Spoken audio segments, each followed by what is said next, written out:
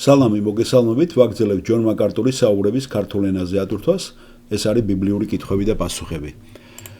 უკაცრავად მინდა უბრალოდ ბოდიში მოგიხადოთ, ცოტა შეიძლება რაღაცა ისეთი ხარვეზებს ჰქონდეს ჩაწერის დროს, იმიტომ რომ როგორც გითხარით წინა იმაში მუშაობენ მუშები და შეიძლება პატარა ხმად შემოდიოდეს და მე არ მაქვს მონტაჟის თავი და ამ ხმების წაშლა გუშინ დაველოდე სპეციალურად რომ არ ჩამეწერა უფრო ბევრი იყო ხმაური, დღეს ცოტა არის შედარებით ხმაური, იმიტომ რომ ნელა წინ მიიწევენ ისინი და მე არ მაქვს ხო საშუალება რომ სხვაგან ჩამეწერა. ასე რომ ნება მიბოძეთ ეს რომელიც თარგმნე მოგაწოდოთ ცოტათი ისეთ პირობებში, უხერხულ პირობებში, რომელსაც ახლა ჩაგიწერთ. რა არის ღმერთის განსაკუთრებული გეგმა და მიზნები თითოეული ჩვენთაგანისათვის? ეს არის ბიბლიური კითხვები და პასუხები, რომელიც ჯონ მაკარტურმა ჩაიწერა 1987 წლის 12 ოქტომბერს. 35 ნაწილს ვამთავრებ ჩვენ მალე. გამარჯობა ჯონ, მე მარიამი მქვია, გამარჯობა მარიამ. იქნებ მითხრათ, როგორ შეგვიძლია თითოეულმა ჩვენგანმა იცოდეს ის თუ რა არის ღმერთის განსაკუთრებული გეგმა ჩვენთვის ინდივიდუალურად ჩვენ ცხოვრებაში. თუ როგორ გამოვიყენოთ ასევე ჩვენი ნიჭები და ვიყენებთ თუ არა მათ სწორი მიმართულებით. და ჯონ მაკარტური პასუხობს. რა თქმა უნდა, მარიამ, მე ფიქრობ ამაზე პასუხისგაცემა მარტივია. იარე ღვთის სულით ახსილმა და ის მიგიყვანს იქ, სადაც შენ უნდა მიხვიდე. მე პირადად არასოდეს გვეგმან ხოლმე ჩემს მიზნებს ძალიან შორ მომავალში. მე უბრალოდ ფიქრობ, რომ ჩვენ უნდა ვიცხოვროთ აწყმო დროში და ერთადერთი, რაც ვიცი ჩემი განსაკუთრებული სახურების შესახებ, ის არის, რომ დღეს რაც მინდა რომ გავაკეთო, რასაც ღმერთი დღეს ჩემს გულში აღძრავს. და მე ერთგვარად ვეყრდნობი ბიბლიის მუხს და თქვენ იცით ეს ხომ? დარწმუნებული ვარ ძალიან კარგად.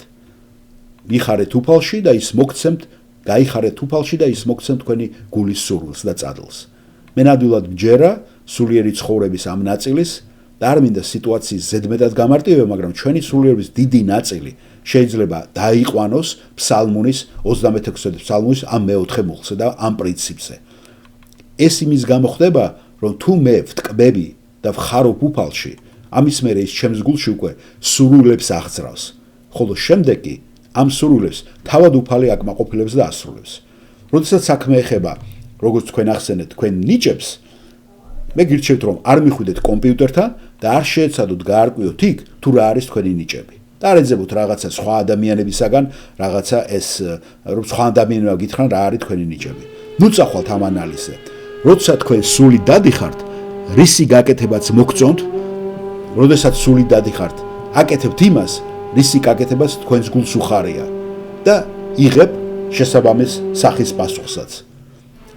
თუ მე ვიტყოდი, მე სულში ვარ, სულს ქადაგება ბიჭოს და მე უბრალოდ უნდა ვასწავლო ღვთის სიტყვა და შევისწავლო ღმერთის სიტყვა, ეს იქნებოდა ღმერთის მიერ ამის გამოხატვა. მაგრამ მეორე მხრივ, მე ასევე უნდა ვიყო დარწმუნებული, რომ ამაზე ყველა თანახმაა. უკაცრავად რომ მე შევძლო ამის თქმა, ხედავთ, მე ვარ ნიჭიერი სწავლებისათვის და მე ვარ ნიჭიერი ქადაგებისათვის და ყველა ანალოგიურად მეუნება და მლოცავს მე, ხედავ? ასე რომ თუ პირიქით გეუნებიან, ვაიმე საწყალი, გაჩუმდი, გამოდი მაქედან, ეს უკვე სხვა ნიშანია. ასე რომ თქვენ უნდა მიიღოთ დასტური ირგვლივ ყოფი ადამიანების მხრიდანაც. მაგრამ მე ნამდვილად მჯერა, რომ თქვენ თუ სულში ივლით და სულს მიცემთ უფლებას გააკონტროლოს თქვენი ცხოვრება, ის ნიჭები, რომელიც მან მოგცათ და ის მსახურება, რომელიც მან მოათავსა თქვენს გულში, აუცილებლად გამოვა წინა პლანზე და აუცილებლად მოხდება ეს. გამოავლინეთ საკუთარი თავი, რაც შეიძლება მეტი შესაძლებლობა მიეცით სულიწმინდას, რომ იმუშაოს თქვენში, ეს რა თქმა უნდა ბიბლიის მეშვეობით, მის სიტყვასთან ყოველდღიური დროის დაყოფით და მერე ნახეთ და დააკვირდით იმას, თუ საით წარმართავს ღმერთის სული თქვენ ნებით, თქვენი ნებაყოფლობით, თქვენ ცხოვრებას.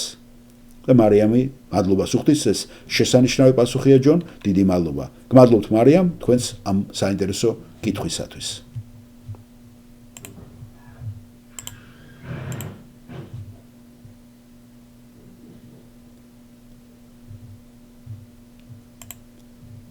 და მეც უნდა დავამატო, არ შემიძლია რომ არ დავამატო, აი კონკრეტულად ეს რჩევა მე ადრე მოვისმინე პირადად ჯონ მაკარტურისაგან, ნუ პირადად როგორ როცა მე მოვისმინე ეს ქადაგება და მეც ჩემ ცხოვრებაში აი ამით ვიხემძღვანელა. ეს მინდოდა უბრალოდ დამემატებინა, უბრალოდ ხალ ჩქარობდა, არ მინდოდა კიდევ ზედმეტად იმას მეკრა, მაგრამ აი მეც ამ პრობლემასთან ვიდექი, როგორ და რანაირად მომეხდინა ჩემი თავის რეალიზაცია ის რასაც ღმერთი გულში მითევდა და აი აგერ ეს ნაყოფი რასაც ჩვენ ვაკეთებთ ზუსტად ამის ნაყოფია კონკრეტულად აი ჯონ მაკარტურის რჩევიდან ავიღე მე ზუსტად ეს და თქვენს გისურვებთ ანალოგიურს რომ თქვენ ცხოვრებაშიც ანალოგური მოხდეს. მადლობა კიდევ ერთხელ.